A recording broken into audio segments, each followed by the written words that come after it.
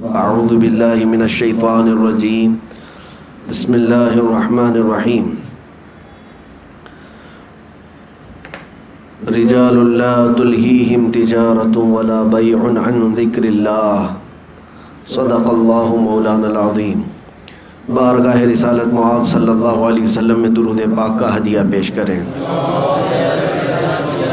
اللہم صلی علی سیدنا و مولانا محمد معدن الجود والکرم وآلہ واصحابہ الکرام وابنہ الکریم وبارک وسلم صلاۃ دائمۃ سرمدا ابدا۔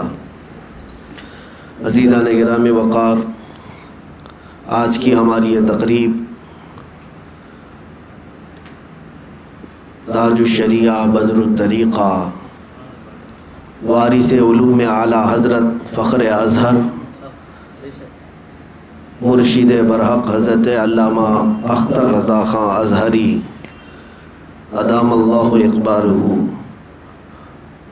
رحمۃ اللہ تعالی علیہ کی عرس کی تقریب ہے۔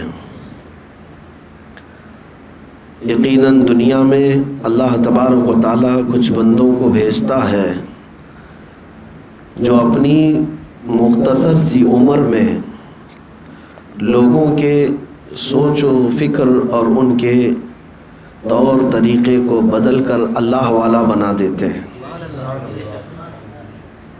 نبی اسی لیے آیا کرتے تھے کہ بھولے بھٹکے ہوئے لوگوں کو سیدھا راستہ دکھائیں۔ کفر و شرک جب پڑ جاتا تو اللہ تعالیٰ کسی نبی کو بھیجتا، نبی دعوت دیتے اور لوگوں کو ایک خدا کی طرف بلاتے، اچھائیوں کی دعوت دیتے، اخلاق اور انہیں تہذیب سکھاتے۔ لیکن جب رسول کریم صلی اللہ تعالیٰ علیہ وسلم کی آمد ہوئی، میرے آقا کے بعد اب قیامت تک کوئی نبی نہیں آنا ہے، میرے آقا رحمت عالم صلی اللہ علیہ وسلم خاتم النبیین ہیں، حضور کی نبوت کے بعد اب کسی اور کی نبوت نہیں ہے، آنے والا کوئی نبی نہیں ہے۔ لیکن جو کام پچھلے انبیاء اکرام کیا کرتے تھے وہ کام اللہ تعالیٰ اس امت کے علماء کو دے دیا۔ رسول کریم صلی اللہ تعالیٰ علیہ وسلم کی اس امت کے جو علماء ہیں، اسی لیے ان کو وارث انبیاء کہا جاتا ہے۔ یہ انبیاء اکرام علیہ السلام کے وارث کس کام میں ہیں؟ ان کی جائیداد میں، ان کی پراپرٹی میں نہیں، بلکہ ان کے علم میں اور ان کی تبلیغ میں یہ ان کے وارث ہیں۔ علماء دین کو اللہ تبارک و تعالیٰ نے نبیوں کا کام سونپا ہے، اور ان میں بھی ہزاروں علماء میں ایک ایسا عالم آتا ہے جو مجدد کہلاتا ہے۔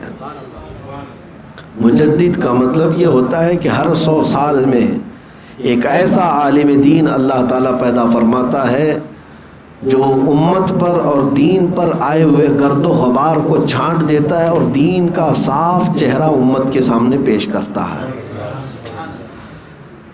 مجدد جیسے کہ امام اہل سنت فاضل بریلوی اعلیٰ حضرت امام احمد رضا خان رضی اللہ تعالیٰ عنہ، اپنی زندگی پاک میں انہوں نے اپنے قلم سے جہاد فرمایا اور اٹھنے والے ہر فتنے کا منہ توڑ جواب دیا۔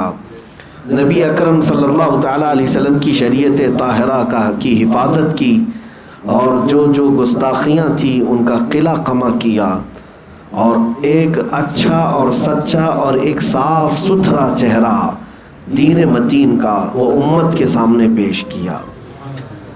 اسی مجدد کے خاندان میں 100 سال گزرنے کے بعد آج بھی اللہ تبارک و تعالیٰ علماء پیدا فرما رہا ہے۔ ایک بات میں آپ کو بتاؤں، جب باپ نیک ہوتا ہے تو اس کی اولاد کو اس کی وراثت دی جاتی ہے۔ آپ کو میں سورۃ الکہف کی بات بتا دوں۔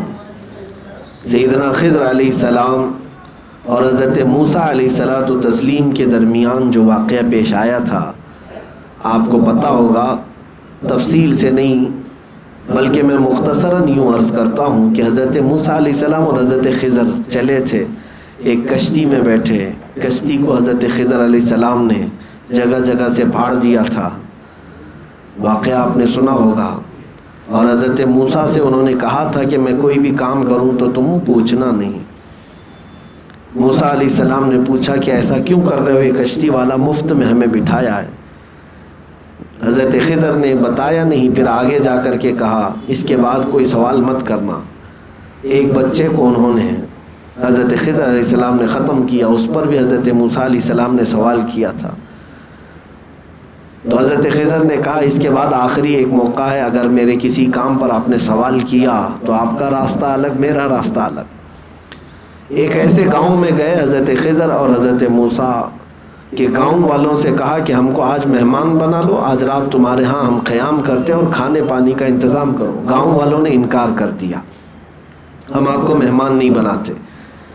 موسیٰ علیہ السلام اور حضرت خضر جب اس بستی سے نکلے تو اس گاؤں کے کنارے ایک دیوار پرانی گری جا رہی تھی۔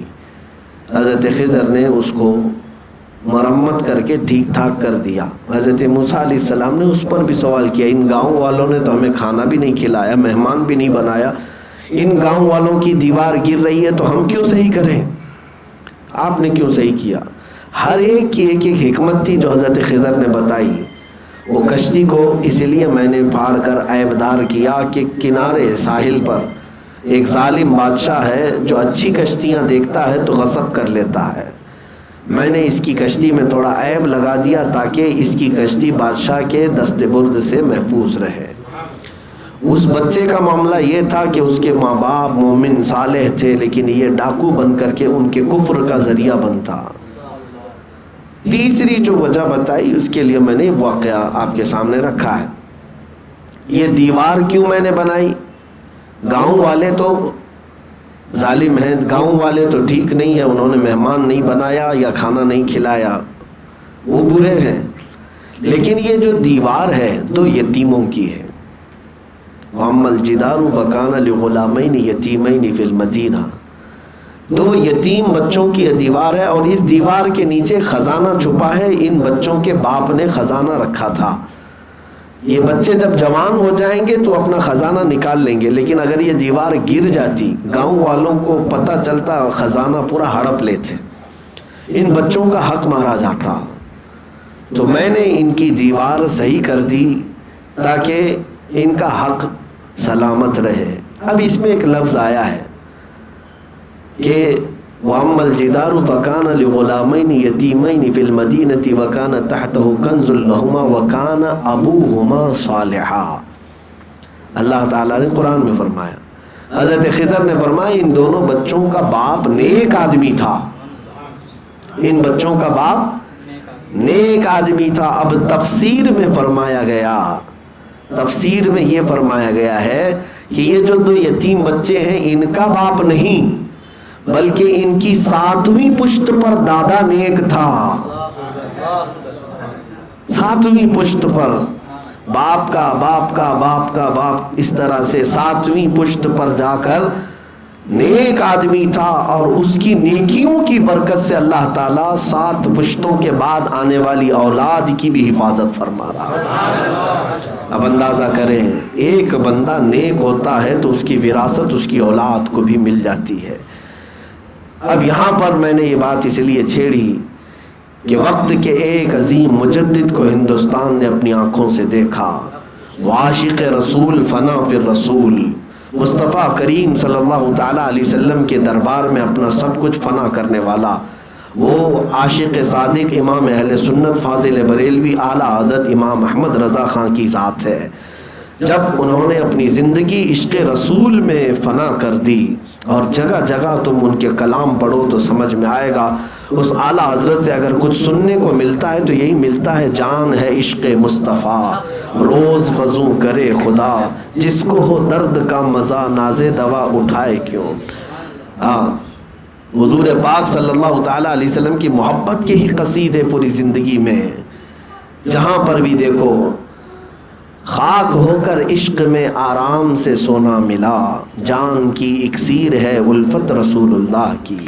اور اپنے متعلق اعلیٰ حضرت نے جو یہ کہا ہے، جان و دل ہوش و خرد سب تو مدینے پہنچے، جان و دل ہوش و خرد سب تو مدینے پہنچے، تم نہیں چلتے رضا سارا تو سامان گیا۔ انہیں جانا انہیں مانا نہ رکھا غیر سے کام، للہ الحمد میں دنیا سے مسلمان گیا۔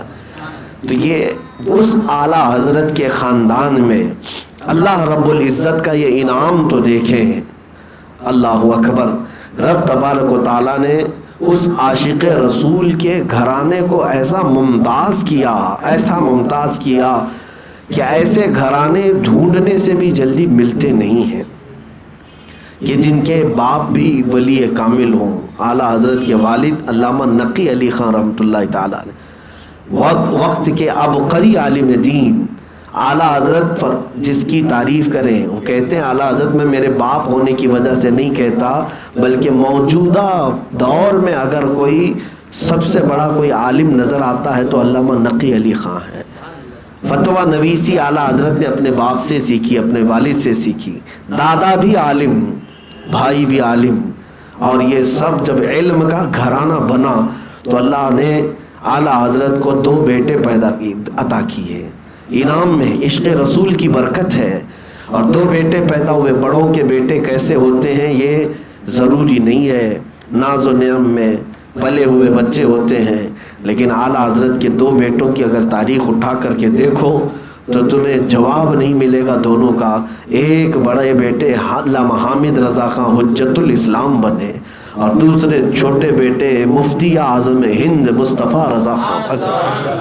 دونوں اپنے وقت کے ستارے ہیں اور ایسے چمکے پوری دنیا میں کہ ان کے بیٹوں کا کوئی جواب نہیں تھا۔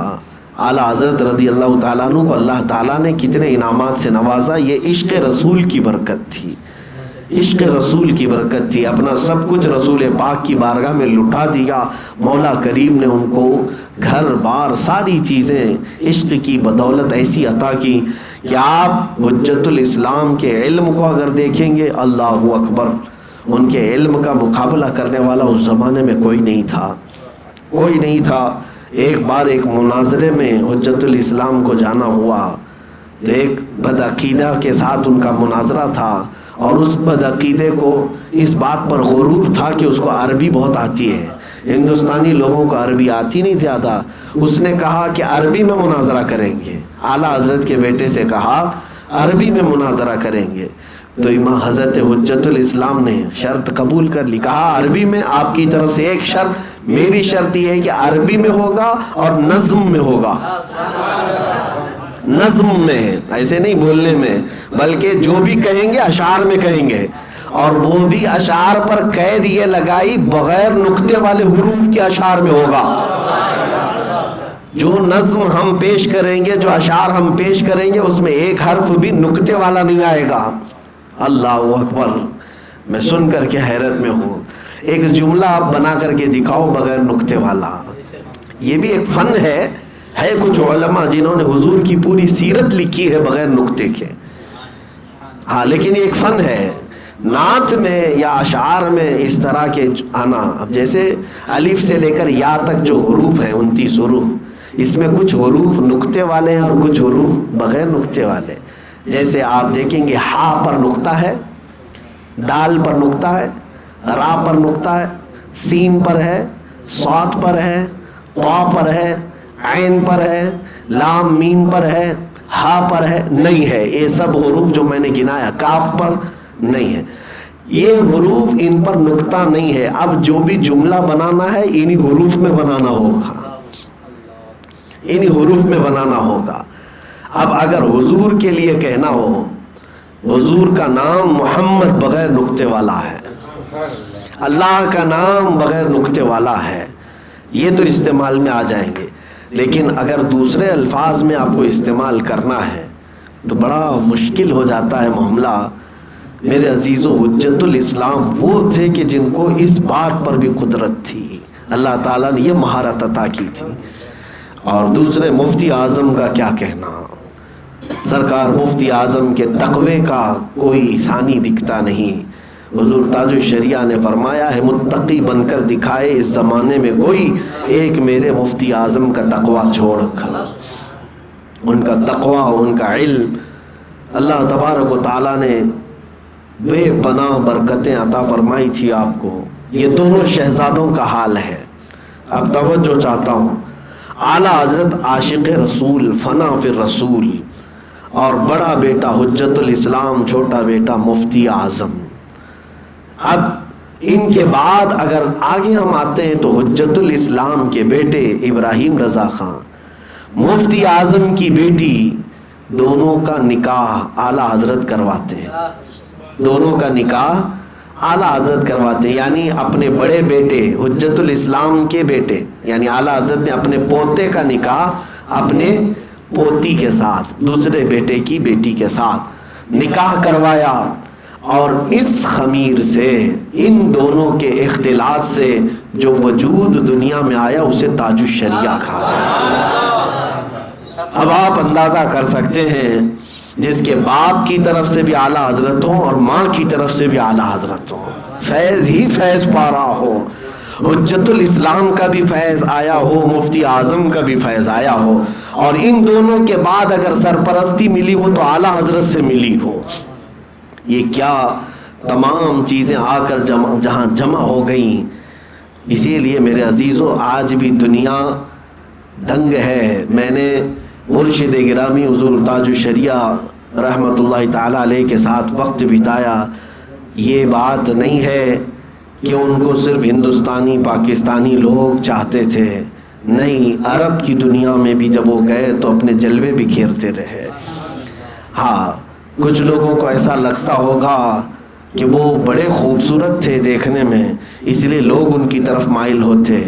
मुल्क शाम जाकर के देखो, खूबसूरती की कमी नहीं है। इराक में जाकर देखो, सारे एक से एक खूबसूरत लोग मौजूद हैं। तुर्की में जाकर देखो, एक से एक खूबसूरत मौजूद है। लेकिन मुल्क शाम, जब दुनिया के हसीन लोग वहाँ मौजूद हैं, अरे वहाँ पर आम लोगों को भी अगर आप देखेंगे तो वो बहुत खूबसूरत नजर आएंगे। लेकिन जब मुल्क शाम हुजूर ताजुश शरिया गए थे, अगर हुस्न का ही मामला होता तो लोग एक दूसरे, रोजाना वहाँ गोरे लोग, खूबसूरत लोग घूमते रहते, देखते रहते एक दूसरे को।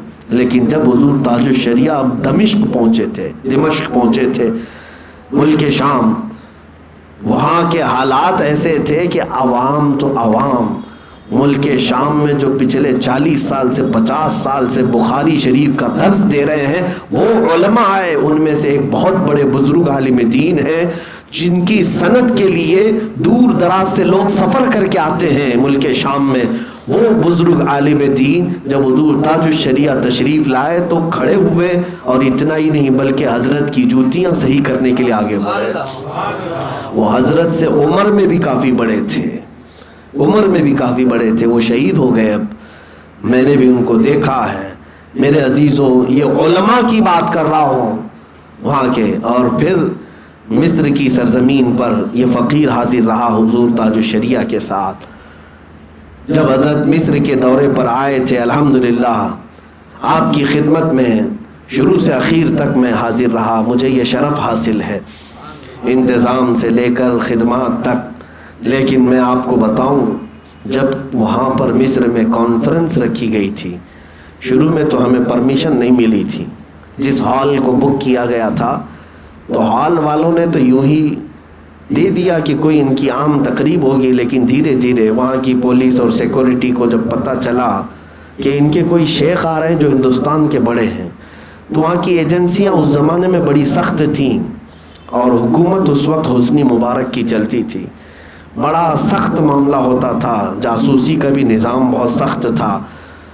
तो उन लोगों ने आखिर तक परमिशन नहीं दिया, और आखिर वो दिन आया कि जब हमने दावत दे रखी थी सारे उलमा को।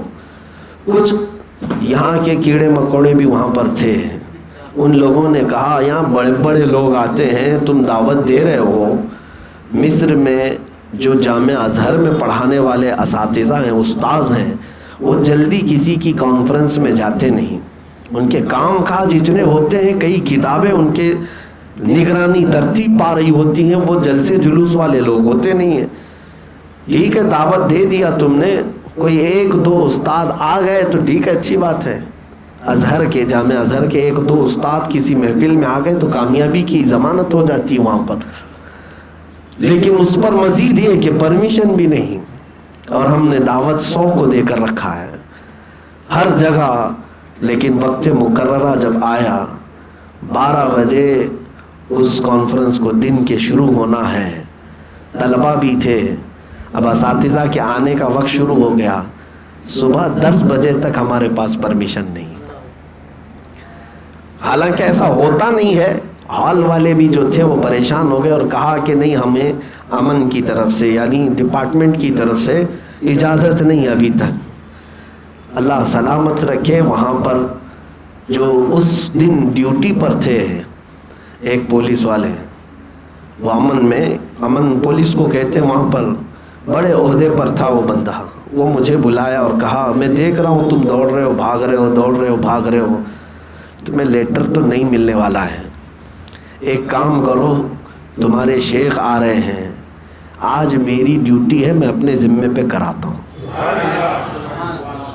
میں کھڑا رہوں گا، جو ہوگا میں اپنے اوپر دیکھ لوں گا، بس میرا تو دل کر رہا تھا میں اب ہاتھ چوم لوں، اسی لیے کہ اتنی بڑی لاج رکھ لی۔ بعد میں میرے عزیزوں جب 12 بجے کے بعد آنا تھا تو حضرت ظہر پڑھ کر کے تشریف لائے، جیسے ہال میں آئے، جو لوگ ہمیں تانا مار رہے تھے کوئی آئے گا نہیں آئے گا، ایک استاد 2 استاد آ گئے کوئی جامعہ ازہر کے تو دیکھ لیں گے، لیکن الحمدللہ ہمارے پاس آج بھی وہ رپورٹ موجود ہے، 27 علماء ازہر اس میں شریک ہوئے تھے، بڑے بڑے عالم جو اپنے کالج کے ڈین ہیں، ڈپارٹمنٹ کے ہیڈ ہیں، شیخ التفسیر ہیں، شیخ الحدیث ہیں، جو وہاں کے مفسر ہیں، محدث ہیں، محقق ہیں، مفتی ہیں، یہ سب اس میں شامل ہوئے تھے، سب آئے اور سبوں نے حضرت کا بیان بڑی توجہ کے ساتھ سنا۔ حضور تاج الشریعہ نے عربی میں وہاں پر بیان کیا تھا، مختصر 15 منٹ، لیکن جانتے ہیں جو طلبہ آئے تھے افریقہ کے اور افریقہ کی جتنی کنٹریز ہیں سب کے کوئی نہ کوئی طلبہ وہاں تھے، ملیشیا کے، انڈونیشیا کے، اس کے علاوہ افغان کے، افغانستان کے، سری لنکا کے، ادھر کے تو تھے ہی، عرب میں بحرین کے، عراق کے اور کہاں کے، یہ سب طلبہ وہاں پر جو جمع تھے، قریب 60-70 کی تعداد میں، یہ باہر غیر ملکی طلبہ تھے۔ اور جب حضرت وہاں سے نکلنے لگے تو میرے عزیزوں وہ لوگ علم کے ماحول میں رہنے والے لوگ ہیں، آپ اگر امٹ پڑھتے ہیں پیروں پر تو سمجھ میں آتا ہے کہ ہندوستان میں جہالت ہے، کسی کے بھی پیچھے لوگ پڑ جاتے ہیں، لیکن وہ لوگ جو وہاں پر کوئی پی ایچ ڈی کر رہا ہو، کوئی ماجسٹر کر رہا ہو، جو تحقیق کے طلباء ہیں اور اساتذہ ہیں، حضرت جب اتر کر جانے لگے تو جیسے یہاں پر ٹوٹ پڑتے، اس سے زیادہ وہ عربی لوگ حضرت پر ٹوٹ پڑے ہوئے تھے، کوئی ادھر سے کوئی ادھر سے، اور ان کا صرف اور صرف اتنا ہی مطالبہ تھا کہ آپ اپنی سند حدیث ہمیں عطا فرما دیں، آپ سے جو سند حضور تک پہنچتی ہے وہ ہمیں عطا کر دیں۔ حضرت وہاں پر مجمع میں ہر ایک کا سوال سنتے رہے، اخیر میں مجھے خود حضرت نے بلا کر کے کہا سندیں منگواؤ، اور جتنے لوگوں نے کہا ہے، حضرت نے مجھے وکیل بنایا تھا، تقریباً 26 سندیں میں نے حضرت کی وہاں پر علماء کو تقسیم کیا تھا۔ جو پڑھانے والے لوگ ہیں وہ حضرت سے سند لینے پر فخر کرتے تھے۔ یہ ہے میرے تاج الشریعہ کی عظمت، جس نے عرب میں، عجم میں نہیں بلکہ عرب میں بھی اپنا لوہا منوایا۔ اور اگر یہ عظمت اور یہ انعام اگر کسی کو ملتا ہے تو وہ صرف چہرے سے اور کپڑے سے نہیں ملتا، یہ تقوی سے ملتا ہے اور عشق رسول کی بنیاد پر ملتا ہے۔ ہاں میرے عزیزوں، تاج الشریعہ رحمۃ اللہ تعالیٰ علیہ کا مسئلہ یہ نہیں تھا کہ بڑے باپ کے بیٹے تھے اس لیے مشہور ہو گئے، نہیں، بڑے باپ کے بیٹے ہوتے ہوتے بڑے کام والے بھی تھے، بڑے عمل والے بھی تھے، بڑے عمل والے بھی تھے۔ آپ نے زندگی پاک میں جو تقوی اختیار کیا، آنکھوں دیکھا حال، لوگ آج بھی ان کے مریدین، ان کے خدام، ان کے خلفاء آج بھی موجود ہیں۔ ایک جملہ میں اگر کہوں تو آپ سب کو سمجھ میں آ جائے گی، جو وہ باہر تھے وہی اندر بھی تھے۔ بس اس بات کو سمجھ لیں، جیسا ان کا ظاہر تھا ویسا ہی ان کا باطن بھی تھا۔ وہ تنہائی میں اسی طرح رہتے جیسے مجمع میں ہوا کرتے۔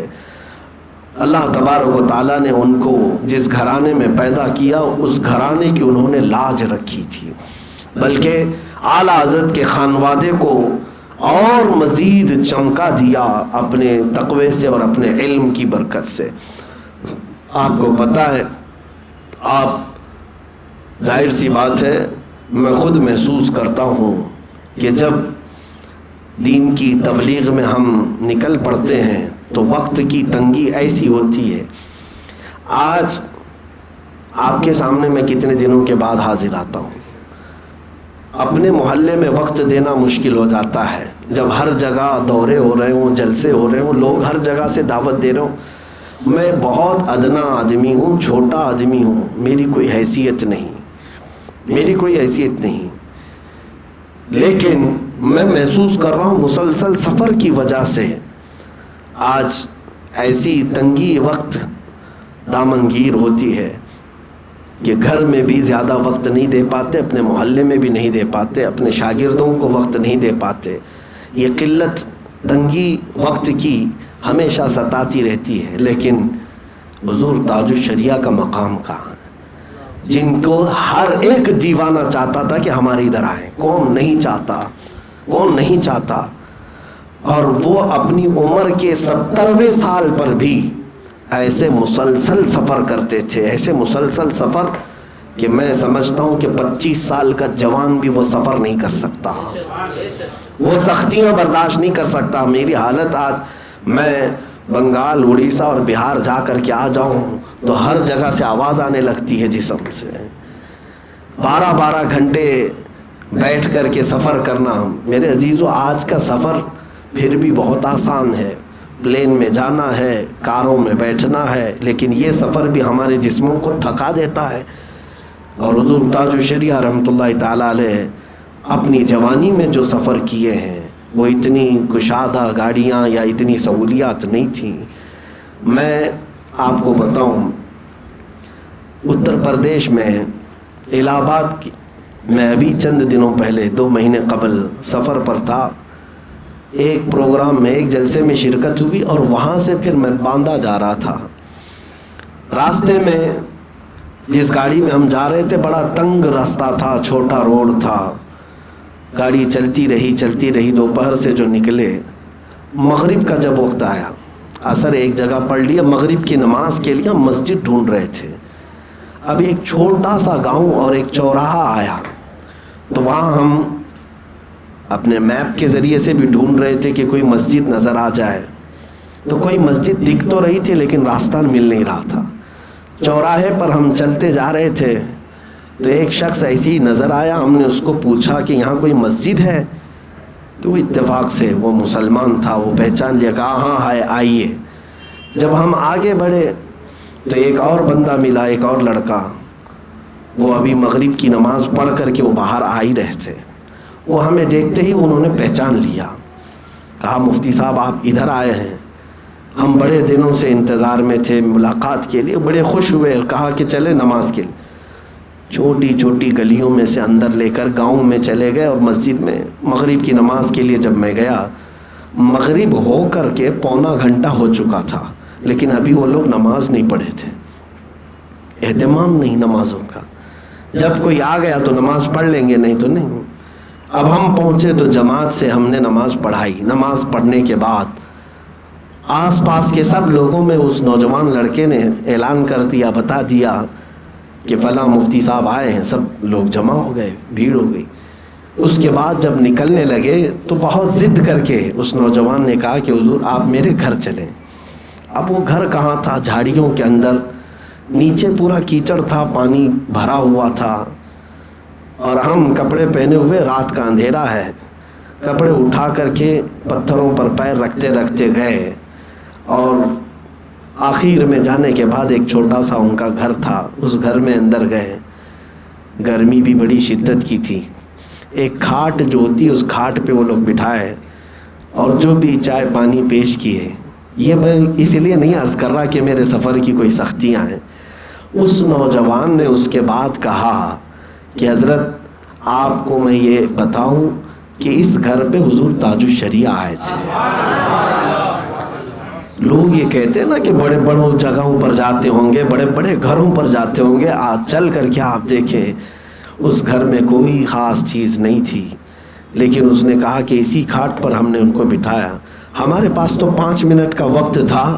ہم جو ہے فوراً چائے پی کر کے نکلنے لگے تو ان کے گھر سے اندر سے آواز آئی کہ آپ کے حضرت یہاں پر پوری رات بتائے تھے، پوری رات یہاں قیام کیا تھا، آپ 5 منٹ میں جا رہے ہیں. دل میں ایک عجیب سی کیفیت ہوئی.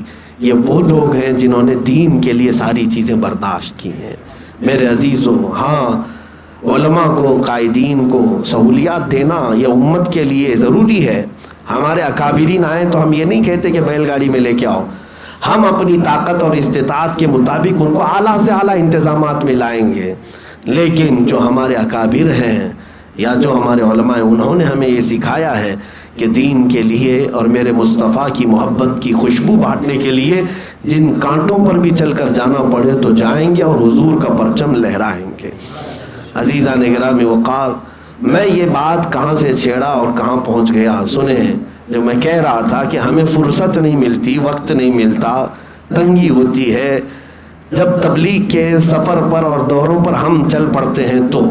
لیکن ان کا حال یہ تھا کہ سال بھر ہر جگہ سے ان کو جلسہ پروگرام، جلسہ پروگرام، جلسہ پروگرام. میرے عزیزوں، ان کے مریدین کے برابر ابھی کسی کے مرید بھی نہیں ہیں.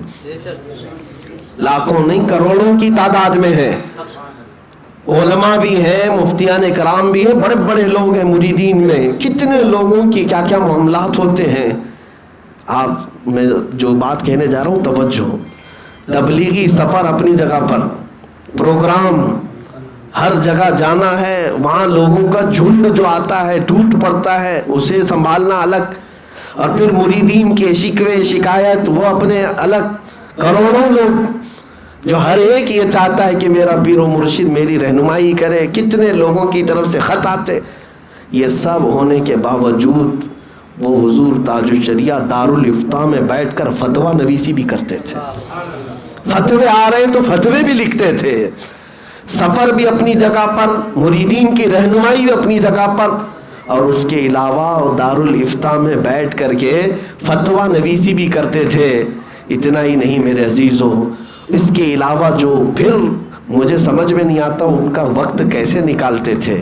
اتنے تبلیغی دورے کرنے کے بعد آپ نے اپنی زندگی میں کئی کتابیں بھی تصنیف فرمائے، 1-2 نہیں.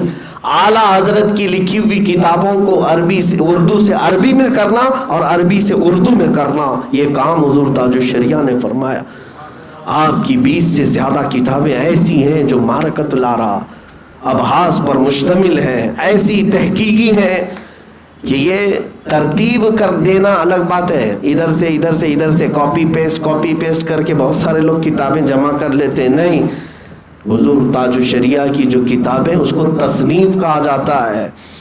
ترتیب نہیں، تصنیف ہے، اور ترجمہ ہے، تعریب ہے. یہ سب کتابیں لکھنے کا کب وقت ملتا تھا واللہ عالم. اس کے بعد میں آپ کو بتاؤں، تبلیغی دورے پروگرام اپنی جگہ پر، مریدین کی رہنمائی اپنی جگہ پر، فتویٰ لکھنا بھی ہے، کتابیں تصنیف بھی کرنا ہے.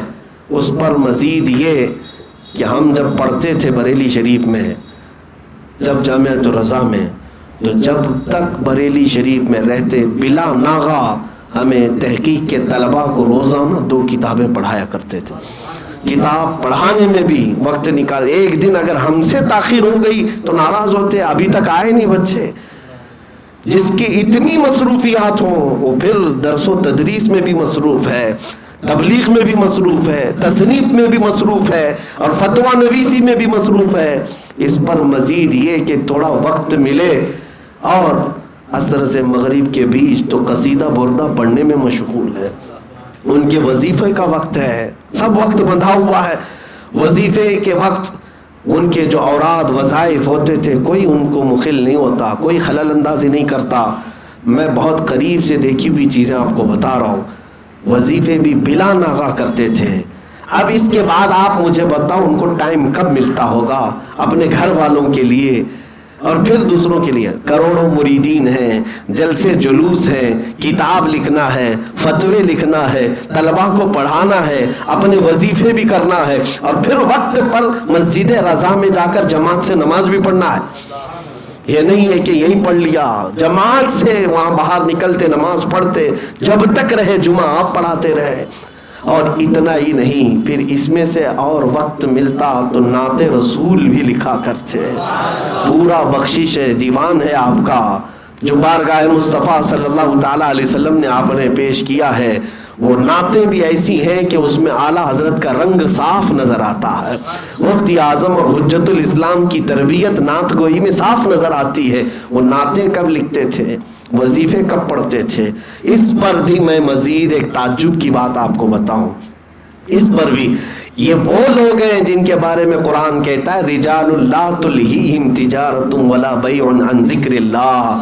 کچھ لوگ، کچھ مرد ایسے ہیں دنیا میں کہ دنیا کی کوئی خرید و فروخت، کوئی تجارت ان کو اللہ کے ذکر سے غافل نہیں کر سکتی۔ اللہ فرما رہا ہے ان کو غافل نہیں کرے گی۔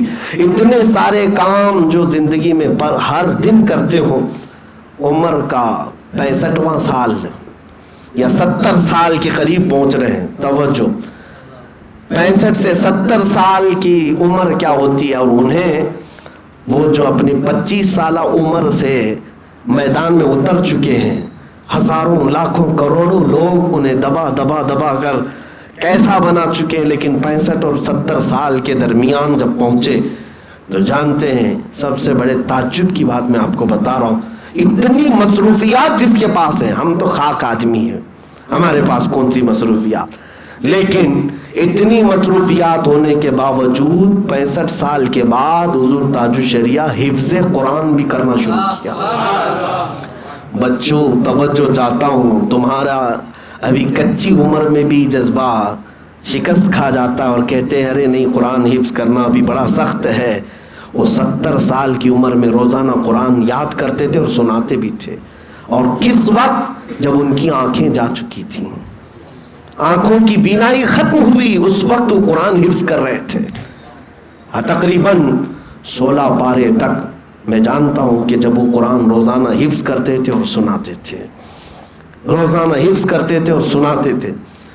علم حاصل کرنے کی کوئی عمر ہی نہیں میرے عزیزوں، یہ تو جو ہمیں سامنے نظر آتی تھی وہ مصروفیات ہے، اور باقی جو باطن میں ان کی مصروفیات تھیں اللہ کے لیے اور رسول پاک کے لیے، وہ بیان سے زیادہ ہیں، بیان سے زیادہ ہیں۔ اسی لیے دنیا یوں ہی عاشق نہیں ہے، بلکہ جب کوئی اپنے دل میں تقوی پیدا کرتا ہے اور عشق رسول پیدا کرتا ہے تو رب تعالیٰ پورے مخلوق کے دل اس کی طرف پھیر دیتا ہے۔ ہم نے دیکھا ہے کہ جب وہ نکلتے تھے تو ایسا لگتا تھا کہ شمع ہے اور پروانے ٹوٹ پڑے ہوئے ہیں، پروانے ٹوٹ پڑے ہیں۔ اور یہ اسی بات کی ہے دلیل ہے میرے عزیزوں، جو اللہ کا ہو گیا ساری کائنات اس کی ہو جاتی ہے، جو رسول کا غلام ہو گیا ساری خدائی اللہ تعالیٰ اس کی طرف پھیر دیتا ہے، ساری چیزوں کو اللہ تبارک و تعالیٰ اس کی طرف پھیر دیتا ہے۔ آج حضور تاج الشریعہ رحمۃ اللہ تعالیٰ علیہ کے جانے کے بعد ایک عہد کا خاتمہ ہو گیا، ایک دور کا خاتمہ ہو گیا، بلکہ اب صرف تاریخ یہ بیان کی جائے گی، دور تاج الشریعہ، زمانہ تاج الشریعہ، وہ ایک زمانہ تھے اپنے آپ میں، وہ ایک دور تھے اپنے آپ میں۔ آپ جن لوگوں نے انہیں دیکھا ہے وہ اپنے دیکھنے پر زندگی پر فخر محسوس کریں گے، اپنے بچوں کو یہ چیز فخر کے ساتھ وہ بیان کر سکتے ہیں کہ ہم نے اپنے دور میں ایک عاشق صادق اور اللہ کے ولی کو دیکھا ہے۔ اس میں کوئی شک نہیں میرے عزیزوں۔ کرامتیں بیان کر کر کے لوگ اگر یہ سمجھتے ہیں کہ ولایت کے بہت اعلیٰ درجے پر ہم پہنچائیں، میں تو یہ کہتا ہوں کرامتیں بھی صادر ہوئی بہت ساری، لیکن بڑی کرامت سب سے یہ ہے کہ شریعت پر جو استقامت ہے، حضور پاک کی سنتوں کی پابندی ہے، یہ سب سے بڑی کرامت ہے۔ ہاں، پیروں میں تو بہت سارے ایسے پیر آ گئے ہیں تمہیں پتہ بھی نہیں ہے، وہ تو دین سے بھی بھاگے ہوئے ہیں، شریعت سے بھی بھاگے ہوئے ہیں، اور لوگ یہ سمجھنے لگ جاتے ہیں کہ پیر ہونے کے بعد شریعت کو نہیں لینا ہے، وہ الگ راستہ، یہ الگ راستہ ہے۔ ہاں، ایسے پیروں کے لیے ہی تو میں بار بار کہتا بھی ہوں، اے میرے عزیزو الرٹ رہو، یہ 2 نمبری لوگ ہیں، یہ ڈھکوسلا ہیں، یہ تمام دین کے قزاق ہیں، ڈاکو ہیں، جو اس لبادے میں آ کر کے لوٹ مار کرتے ہیں۔ اس بات کو دیکھنا کوئی اگر ٹھوکر سے سکہ نکال کر کے دکھا دے تو اس کے پیچھے بھاگ مت جانا. کوئی اگر ہوا پر اڑ کر کے بھی دکھائے تو اس کے پیچھے پیچھے مت ہو جانا, اللہ والا ہے, یہ پہنچا ہوا ہے. صاف کر کے دکھائے, لیکن سب سے پہلی چیز یہ دیکھنا میرے نبی کی شریعت پر ہے یا نہیں. اگر حضور کے طریقے پر ہے تو پھر وہ اللہ تبارک و تعالیٰ کی طرف لے جانے والا ہے. یہ ہمارے لیے معیار ہے اور کسوٹی ہے. الحمدللہ ہمیں اس بات پر فخر ہے کہ سرکار حضور تاج الشریعہ رحمۃ اللہ تعالیٰ علیہ کی بارگاہ میں رہنے کا اور آپ سے پڑھنے کا شرف ملا ہے. اور آج میں آپ کے سامنے بھی یہ کہتا ہوں کہ جو کچھ بھی اللہ تبارک و تعالیٰ نے زبان میں قوت عطا کی یا آپ کے درمیان خدمت دین کا جذبہ ہے, میں سمجھتا ہوں کہ یہ فیض تاج الشریعہ ہے. ان کی تربیت یا ان کی محبت اور عنایت جو آج میرے پاس ہے, یہ میرے لیے سب سے بڑی سعادت ہے. اور میں ڈگریاں آج تک لوگوں کو نہیں بتاتا کہ میں حافظ ہوں, قاری ہوں, عالم ہوں, مفتی ہوں, فلاں ہوں, ڈکا ہوں. نہیں میرے عزیزوں, میں تو ایک عام سا آدمی ہوں. اگر کسی بات پر ہمیں اعزازی طور پر فخر میسر ہے اور سعادت حاصل ہے تو ہم یہ کہتے ہیں ہماری زندگی کے سب سے اہم دن وہ ہیں جن دنوں میں ہم حضور تاج الشریعہ کے قدموں میں رہا کرتے ہیں. یہ ہماری زندگی کے سنہرے دن ہیں, یہی ہماری زندگی کے اصل دن ہیں. اور قیامت کے دن مجھے امید ہے اللہ تبارک و تعالیٰ اگر ہماری بخشش فرمائے, میری بخشش فرمائے, تو اس نسبت کے ذریعے بخشش فرمائے گا. میں گندا نکما صحیح میرے عزیز بچوں جو مجھ سے وابستہ ہیں, جو میرے قریبی ہیں, میرے شاگرد ہیں, یا جو مجھ سے منسلک ہیں, میں ان سب سے کہتا ہوں کہ ہو سکتا ہے میں گندا ہوں, میں برا ہوں, لیکن میرے مشائخ الحمدللہ ایسے ہی ہیں جیسے اعلیٰ حضرت نے فرمایا کیسے آقاؤں کا بندہ ہوں رضا, بول بالے میری سرکاروں کے, بول بالے میری سرکاروں کے. ہم نے جس کے ہاتھ میں ہاتھ دیا ہے اس کا سلسلہ رسول پاک تک جو پہنچا, ہر اس سلسلے میں موجود ولی اپنے اپنے زمانے کا قطب رہا ہے. وہ قطب رہے ہیں, وہ ان مشائخ سے الحمدللہ ہم تک یہ فیض پہنچا ہے. میں آخر میں اسی شجرے پر اپنی بات کو ختم کرتا ہوں. رسول کریم صلی اللہ تعالیٰ علیہ وسلم کا فیض, حضور اکرم صلی اللہ تعالیٰ علیہ وسلم کا نور جو اپنے دامن میں جنہوں نے سمیٹا, وہ مولا کائنات حیدر کرار علی مرتضیٰ حضرت علی کرم اللہ وجہ الکریم سے یہ فیضان امام حسین شہید کربلا, شہید کربلا سے امام زین العابدین نے لیا, امام زین العابدین سے امام باقر نے وہ فیض اٹھایا, امام باقر سے وہ فیض امام جعفر نے اٹھایا, امام جعفر صادق سے وہ فیض امام موسیٰ کاظم نے اٹھایا, امام موسیٰ کاظم سے وہ فیض حضرت علی رضا امام علی رضا نے اٹھایا, امام علی رضا سے وہ فیض سیدنا معروف کرخی نے اٹھایا, حضرت معروف کرخی سے وہ فیض حضرت سری سختی نے اٹھایا, حضرت سری سختی سے وہ فیض سیدنا جنید بغدادی نے اٹھایا, حضرت جنید بغدادی سے وہ فیض حضرت ابو بکر شبلی نے اٹھایا, حضرت ابو بکر شبلی سے وہ فیض حضرت ابو الفرح طرطوسی نے اٹھایا, عبد الواحد تمیمی نے اٹھایا, اور وہ فیض ابو سعید حضرت ابو الحسن قرشی حکاری نے اٹھایا, اور وہ فیض پھر ابو سعید مبارک مخزومی نے اٹھایا, اور ان سے فیض سلطان الاولیاء سیدنا عبد القادر جیلانی نے اٹھایا, حضرت سیدنا عبد القادر جیلانی رضی اللہ تعالیٰ عنہ سے حضرت عبد الرزاق جیلانی رضی اللہ تعالیٰ عنہ نے اٹھایا. اس کے بعد یہ اولیاء کا سلسلہ آپ نے تو شجرہ میں پڑھا ہے نا, نصر بھی صالح کا صدقہ صالح و منصور رکھ دے حیات دی محیے جاں فضا کے واسطے, یعنی حضرت نصر نے, ابو صالح نے, حضرت منصور نے یہ فیض اٹھایا, اور اس کے بعد حضرت محی الدین نے اٹھایا, اور اس کے بعد طور عرفان و علو و حمد و حسنہ و بہا, یہ چار بزرگ ہیں, حضرت احمد, حضرت بہاؤدین, یہ تمام بزرگوں سے یہ فیض چلتا ہوا حضرت سیدنا ابراہیم ایرجی تک آیا. حضرت ابراہیم ایرجی نے یہ فیض جو اپنے شاگرد میں اپنے خلیفہ میں منتقل کیا وہ حضرت شاہ محمد کالپوی رحمۃ اللہ تعالیٰ علیہ تھے۔ کالپی شریف میں یہ فیض آیا اور کالپی شریف کے 3 بزرگوں سے یہ فیض ہوتا ہوا مارہرہ متحرہ میں شاہ برکت اللہ کے پاس آیا۔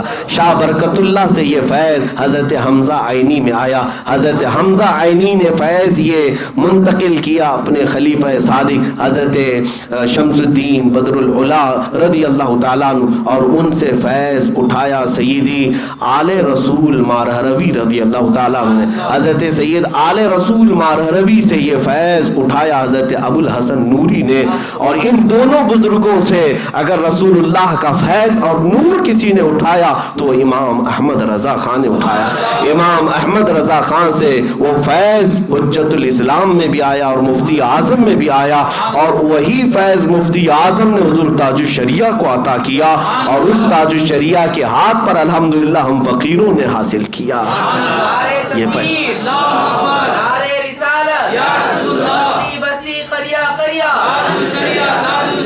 بستی بستی قریا قریا تاج الشریعہ تاج الشریعہ نعرہ تکبیر اللہ اکبر نعرہ رسالت یا رسول اللہ۔ میرے عزیزو، یہ بات میں نے اسی لیے عرض کیا کہ یہ وہ سلسلہ ہے جس کو سلسلۃ الذہب کہا جاتا ہے۔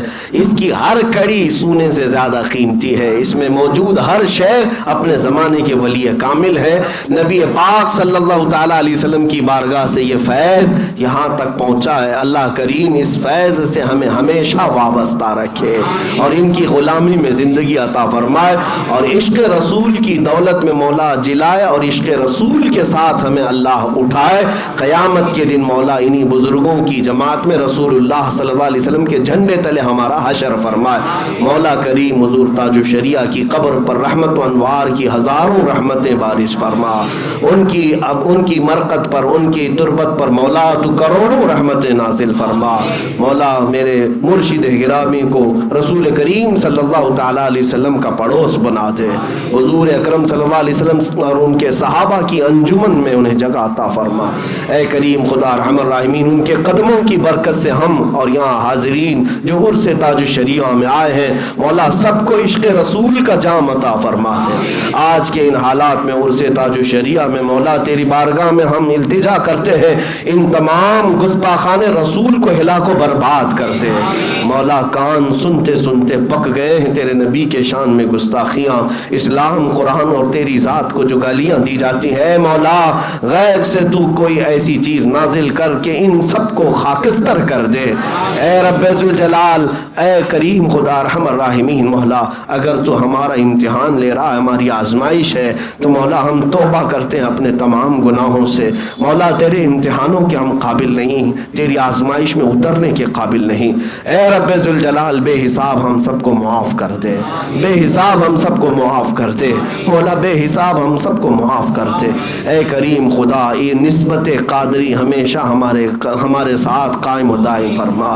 یا رب العالمین، یا کرم الاکرمین، قادری کر قادری رکھ قادریوں میں اٹھا، قدر عبد القادر قدرت نما کے واسطے۔ اے رب کریم احسن الخالقین، مولا اس محفل میں جتنے لوگ آئے ہیں اپنی ضرورتیں لے کر ان کی ضرورتیں پوری فرما دے، جو بیمار ہیں انہیں شفا دیتے ہیں۔ اے رب ذوالجلال، ہم میں سے جو مقروض ہیں ان کے قرضوں میں آسانیاں دیں، جو بے اولاد ہیں انہیں صاحب اولاد بنا دیں، جو ناحق مقدمے اور جیلوں میں ہیں مولا ان کی رہائی کی سبیل پیدا فرما، جو بے روزگار ہیں انہیں حلال روزیاں عطا کر، مولا ہم سب کو حراموں سے محفوظ کر۔ اے کریم خدا، گناہوں کے مرض سے شفا دے دے، گناہوں کی بیماری سے شفا دے دے۔ الہ العالمین، ہم بد سہی، نکمے سہی، ہم بد اخلاق اور گنہگار سہی، مگر مولا تیرے دربار میں وسیلہ لاتے ہیں ان مشائخ کا جو تیرے حبیب پاک کے سچے غلام ہیں اور تیرے محبوب ہیں۔ مولا ان اولیاء اور ان مشائخ کے واسطے ہماری دعائیں قبول فرما لے۔ یا الہی رحم فرما مصطفیٰ کے واسطے، یا رسول اللہ کرم کیجئے خدا کے واسطے، مشکلیں حل کر شہ مشکل کشا کے واسطے، کربلائیں رد شہید کربلا کے واسطے، سید سجاد کے صدقے میں ساجد رکھ ہمیں، علم عقد باقر علم خدا کے واسطے، صدق صادق کا تصدق صادق الاسلام کر، بے غضب راضی و کاظم اور رضا کے واسطے، بیر معروف و سری معروف دے بے خود سری جند حق میں گن جنے دے با صفا کے واسطے بہر شبلی شیر حق دنیا کے کتوں سے بچا ایک کارک عبد واحد بھیریا کے واسطے بل فرح کا صدقہ کر غم کو فرح دے حسن و سعد بالحسن اور بو سعید سعد ازا کے واسطے قادری کر قادری رکھ قادریوں میں اٹھا قادری کر قادری رکھ قادریوں میں اٹھا قدر عبد القادر قدرت نما کے واسطے احسن اللہ لہو رزقا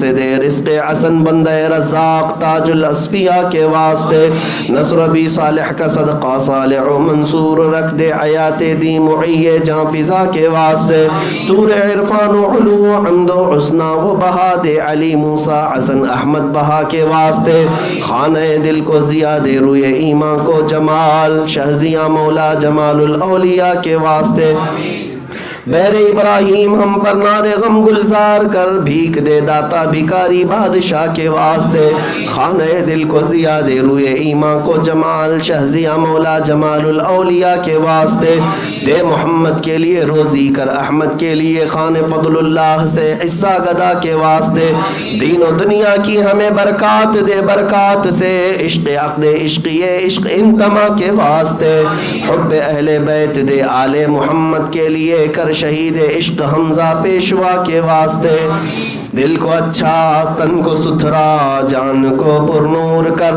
اچھے پیارے شمس دین بدر العلا کے واسطے دو جہاں میں خادم آل رسول اللہ کر حضرت آل رسول مقتدی کے واسطے نور جان و نور ایمان نور قبر و حشر دے بالحسین احمد نوری لقا کے واسطے کر عطا احمد رضا احمد مرسل ہمیں میرے مولا سیدی احمد رضا کے واسطے حامد محمود حماد احمد کر مجھے میرے آقا سیدی حامد رضا کے واسطے سائے جملہ مشائخ یا خدا ہم پر رہے رحم فرما آل رحمہ مصطفیٰ کے واسطے یا خدا اختر رضا کو چرخ پر اسلام کے رکھ درخشاں ہر گھڑی اپنی رضا کے واسطے صدقہ ان آیا کا دے چھے عین عز و علم و عمل عفو عرفہ عافیت ہم سب گدا کے واسطے الى اشرف النبی الاکرم محمد المصطفیٰ صلی اللہ علیہ وسلم وآلہ واصحابہ وأولیاء ملته وجميع المسلمين والمسلمات خاصة إلى أرواح مشايخ سلسلة القادرية رضوان الله عليهم أجمعين الفاتحة.